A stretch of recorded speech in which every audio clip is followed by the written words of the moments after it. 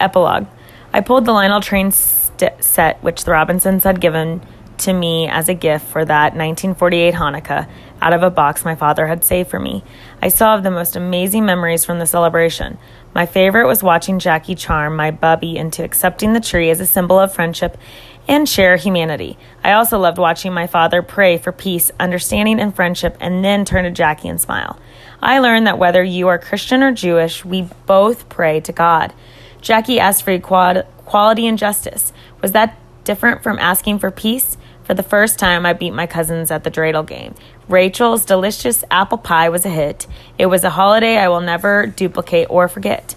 2 months later, I received a package with hundreds of thank you letters written to me from children throughout Israel. I read every one of them at school. I shared the personal war stories with my class. My entire school raised thousands of dollars for UNICEF. After the new year, the Robinsons moved to St. Albans, Queens. I took the move hard, but I remembered that solid friendships are forever.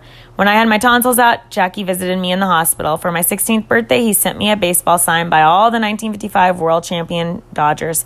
After years of just falling short, the Dodgers had finally won a World Series. Dad and I would see Jackie before games at Ebbets Field and on his occasional visits to Tilden Avenue, but Jackie retired from Major League Baseball after the 1956 season. He was 36. He and Rachel had built a beautiful home in Stamford, Connecticut, and lived there with their 3 children, Jackie, Sharon, and David. Dad drove us up to visit them a couple of times so Jackie Jr. and I could fish and take the rowboat out to the middle of the lake. Jackie loved the 6-acre property. He said it gave his family the privacy and space they needed. As my father predicted and Jackie promised, we remained friends for life. Reaching deeper inside the box, my fingers found a photo of Dad and me at the Brooklyn Dodgers game. I carefully placed that picture in a pile on the floor on top of the opening day ticket stubs from when I had first met Jackie and Roy all those years ago. There were other photos of my father with his parents and some of us with Mom. I pulled out a small jewelry box and opened it to find Dad's gold signet ring. I slipped it onto my ring finger and left of my left hand before continuing to plow through the box, where I found a crushed and faded Brooklyn Dodgers cap. I shouted with joy when I pulled out the baseball autograph by the entire 1955 world champion Dodgers team. At the very bottom of the box, I retrieved the mitt Jackie had given me when I was 8. The leather was stiff, the size was still wrong, but it brought back such wonderful memories. Lying next to the mitt, wrapped in layers of tissue paper, I found the angel from my one and only Christmas tree. A breath caught in my chest. It was so thoughtful that my dad had saved all my childhood treasures. I left them scattered about my room and went downstairs to find my mother. We sat quietly in the dimly lit living room until I was ready to talk. Think Jackie knows about Dad? I thought. You should be the one to tell him, Stephen. I looked at my mother's face, tired from the emotional ride she had been on recently. Thank you, Mom, I said. I'll go give Jackie a call now. The next day, I met Jackie at his Lexington Avenue office. He switched uniforms from Dodgers blues to a sharp-looking tailored black suit. He was a businessman now, leading employees and making a difference in their lives as he'd done in mine. Your dad was proud of you, Steve, Jackie told me. He said you're planning on going to medical school, is that right? That was the plan, I replied. Not sure now. Why's that? How will we afford it? Just do your part and keep both your ambition and your grades up. The money will be there, Jackie assured me. Do you miss it? I asked impulsively. Baseball, you mean? Yes. Not at all, Jackie replied. I love being home, nights with my family. I enjoy my work here, and I'm raising money for civil rights movements. My life is full and good. You can't look back, Steve. You've got to keep moving on and up. You'll become your best self if you stay focused. Set goals and don't let anyone stop you from making your dreams come true. Jackie paused and looked at me. Hanukkah and Christmas are a day apart again this year, he said. How'd you know that? I asked, surprised. I keep up, Jackie said with a chuckle. The year Rachel and I celebrated Hanukkah with your family was so special, your grandmother gave me such a hard time over that tree. I laughed as I remembered it. You handled Bubby with ease. She talked about you for years after that. That's it, Steve. When you reach out to others, good always comes back to you. I have a saying, a life is not important except for the impact it has on other lives. That makes sense, Jackie. Guess that's why I want to be a doctor. You'll be a great doctor, and hurry up. I need help keeping my diabetes under control, Jackie said. Give me a few years, I promise. Steve, we'd love to have you and your mom over for Christmas. Jackie, Sharon, and Dave David would be so excited. It would mean the world to Rachel, Jackie suggested. I'll ask her to make the arrangements with your mother. What do you say? You mean in Connecticut? That's right. Would you like that, Steve? More than you know, I said, feeling happy for the first time since losing Dad. Standing and drawing me into a bear hug, Jackie thanked me for coming to see him.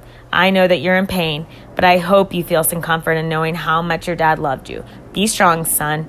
We'll see you again soon.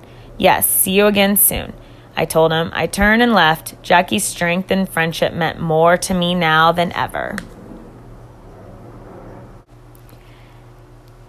Afterward.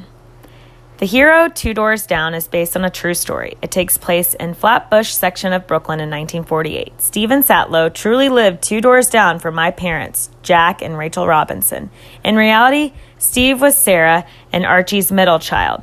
To keep the focus on Steve's relationship with Jackie, I left out his sisters, Paula and Santa. Steve's best friend is based on his sister, Santa. Since the story happened before I was born, my strongest memories are of my mother, father, and Steve's mother, Sarah, each sharing their reflections on the Christmas tree story. This family lore marked the beginning of a lifelong friendship between the Satlows and the Robinsons. Steve did become a doctor, and he and I have remained friends.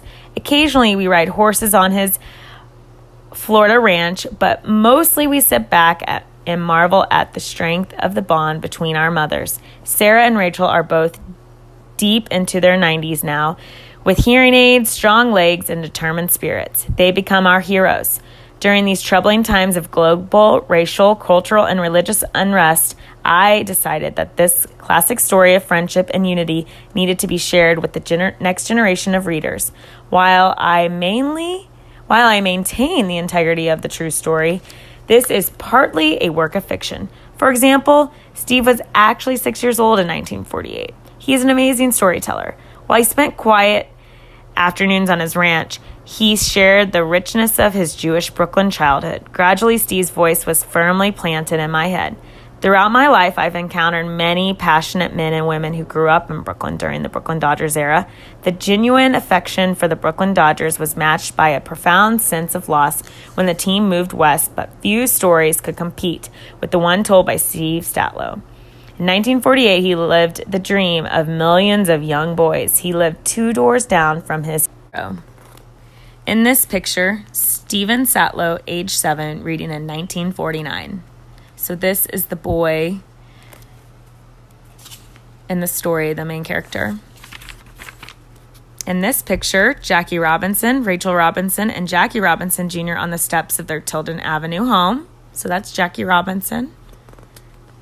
In this picture, Rachel Robinson and Sarah Krimrot, Steve's mom, remain friends to this day. So that's Jackie Robinson's wife and Steve's mom when they're older.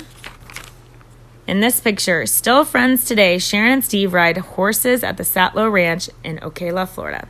So this is a picture of the author, Sharon, and Steve, the little boy who is in this story. And this is them recently. So how cool is that? So I hope you guys enjoyed this story. I love this book so much. And I miss you guys. Bye.